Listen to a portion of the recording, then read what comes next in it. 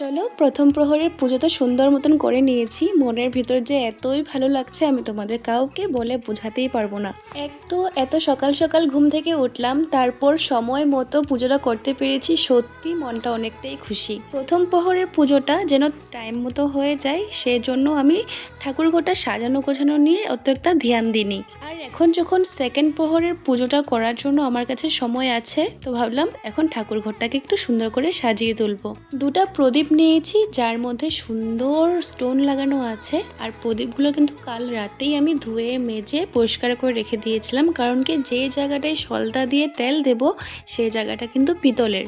আর একটা সুন্দর বোল যেটা নাকি এই প্রদীপগুলোর সাথেই ছিল, সেখানে একটু জল দিয়ে তাতে একটু গোলাপের পাপড়ি ছিটিয়ে দিয়েছি। আর এই গোলাপের পাপড়িটা কিন্তু অরিজিনাল না, প্লাস্টিকের। এটা এই নিয়ে আমি কয়েকবারই ইউজ করেছি, ইউজ করে সুন্দর করে ধুয়ে রেখে দিই, আবার যখন দরকার পড়ে তখন কিন্তু আবার বের করে সেভাবে ইউজ করি। আমি প্রদীপগুলো রেডি করে ঠাকুর ঘরে রাখতে না রাখতে বিরাট এসে পড়েছে। ও বলছে ও এখনই পুজো করে নেবে। আমি যেভাবে 4 প্রহরে পুজো করছি বিরাট কিন্তু ওরকম করছে না, ও একবারে জল ঢালবে। কিন্তু আমি যেভাবে চতুর্দশী লাগার আগেই খেয়েছি আর চতুর্দশী লাগার পর থেকে কিছু খাইনি, ও কিন্তু সেভাবেই আছে। এখন জলটা ঢেলে ও কিন্তু কিছু খেয়ে নেবে, কিন্তু আমি সারাদিনই উপোস থাকবো। আমি 4 প্রহরের জন্য যা যা জিনিস এনেছিলাম ও কিন্তু ওই সব কিছু একবারে ঢেলেই পুজো করে নিয়েছে।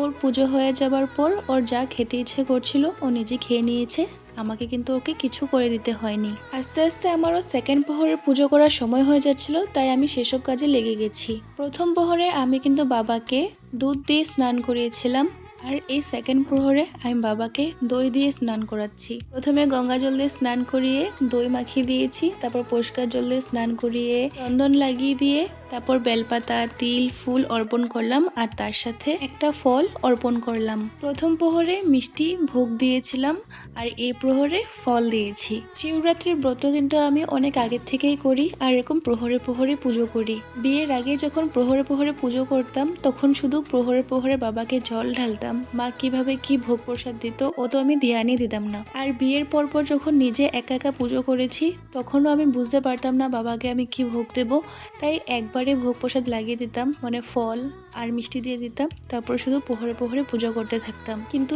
এবার পুজোর প্ল্যানটা একটু অন্য, সবকিছু তোমরা দেখতে পাবে আস্তে আস্তে।